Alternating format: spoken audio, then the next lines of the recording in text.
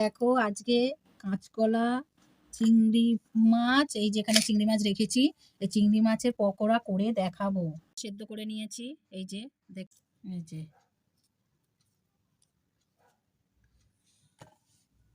পেঁয়াজ কুচি, টমেটো কুচি, ধনে পাতা, এই যে লঙ্কা কুচি, আদা কুচি, এই যে জিরে গুঁড়ো, হলুদ, লঙ্কা গুঁড়ো, তার সাথে হচ্ছে গোলমরিচ গুঁড়ো, আর স্বাদ মতো নুন দেবো, এই যে ডিম আর বেসন আর কর্নফ্লাওয়ার, এই সবটাকে মেখে নিলাম।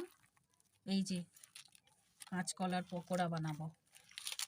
এই যে তেলে এগুলোকে ছোট ছোট করে ভাজবো। এই তো এইগুলোকে এবার ভেজে নেবো। এই যে ভাজা হয়ে গেছে, এবার তুলে নেব। এই দেখুন লাল লাল করে ভাজা করে নিয়েছি।